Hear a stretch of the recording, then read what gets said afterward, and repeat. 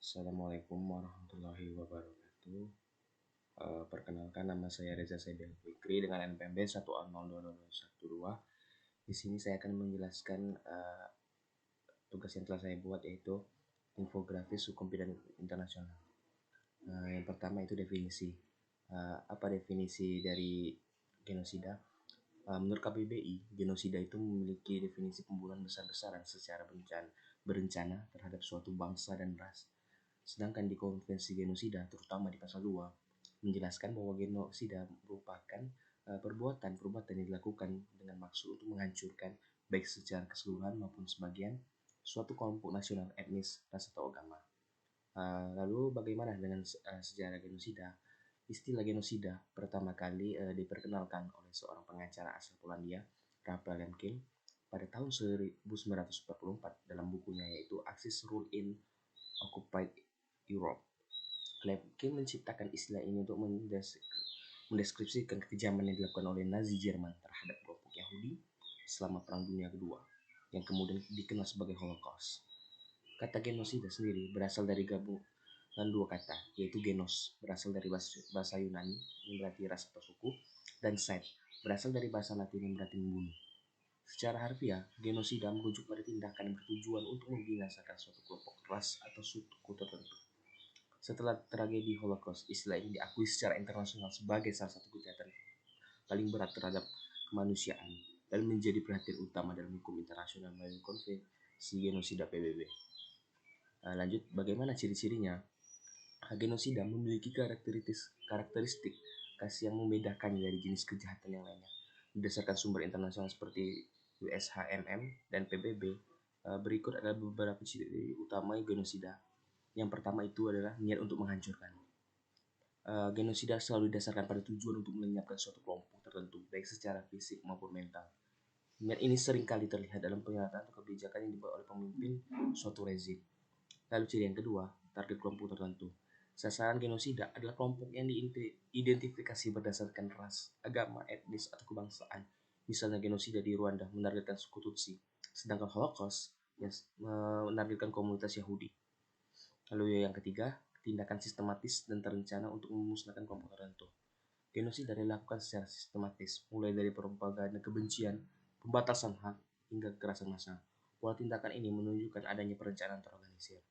Yang keempat, yaitu penyebab penderitaan yang parah. Korban genosida seringkali mengalami penderitaan yang tak terbayangkan, termasuk penyiksaan, kelaparan, atau deportasi paksa yang dirancang untuk menghancurkan hidup mereka. Lalu ciri yang terakhir, pemusnahan identitas budaya. Genosida tidak hanya melibatkan kekerasan fisik, tapi juga upaya menghapus identitas budaya suatu kelompok. Hal ini dapat dilakukan dengan menghancurkan tempat ibadah, melarang penggunaan bahasa tertentu, atau merusak situs-situs bersejarah. Berdasarkan Konvensi Genosida PBB, genosida ini dapat dikenali atau bisa kita lihat melalui niat yang jelas untuk menghancurkan suatu kelompok tertentu, baik secara langsung maupun tidak langsung.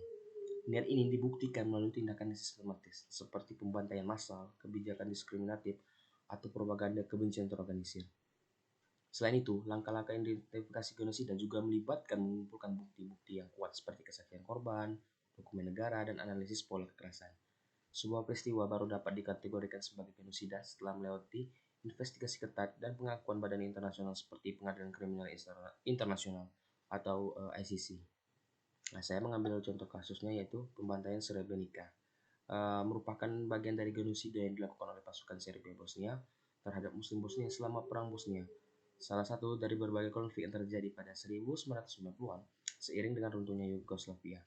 Pada saat itu, Republik Sosialis Bosnia dan Herzegovina yang masih menjadi bagian dari Yugoslavia dihuni oleh beragam kelompok etnis, termasuk Bosnia Muslim, Serbia Ortodok, Kroasia Katolik. Bosnia-Herzegovina mendeklarasikan kemerdekaannya pada tahun 1992 setelah menggelar referendum yang kemudian diakui oleh Amerika Serikat dan negara Eropa. Namun kelompok Serbia Bosnia menolak hasil referendum tersebut. Tak lama setelahnya, pasukan Serbia Bosnia dengan dukungan dari pemerintah Serbia melancarkan serangan terhadap negara yang baru merdeka itu. Mereka mulai mengusir Bosniak dari wilayah yang tersebut sebagai bagian dari kebijakan Serbia Raya, sebuah strategi yang dikenal sebagai pembesar etnis. Sebagian besar Bosniak adalah Muslim dan merupakan keturunan bangsa Slavia. Bosnia yang masuk Islam selama masa kekuasaan Sultan Utsmania pada abad pertengahan. Jenderal Mladic dan Presiden Serbia Radovan Karadzic pada akhirnya ditangkap pada 2008 atas kejahatan perang dengan melakukan genosida atau pembantaian, dan keduanya dijatuhi hukuman penjara. Mladic penjara seumur hidup, sedangkan Karadzic hukuman penjara selama 40 tahun. Selain itu, salah satu penjabat senior Serbia, Radislav Krstić, juga diadili dengan dijatuhkan hukuman 46 tahun penjara. Tetapi pihak Krstić mengajukan banding, dan banding tersebut diterima sehingga hukuman penjara dipersingkat menjadi 35 tahun. Efek dari pembantaian itu masih bergema sampai hari ini. Kuburan massal baru dan tubuh korban masih ditemukan 25 tahun setelah genosida. Sejauh ini, sisa-sisa jasad lebih dari 6.600 orang telah ditemukan dan dikebumikan kembali di sana. Serbia sudah meminta maaf atas kejahatan tersebut, tapi masih menolak untuk menerima bahwa itu adalah genosida. Mungkin itu saja yang bisa saya sampaikan. Mohon maaf bila ada kekurangan kesalahan.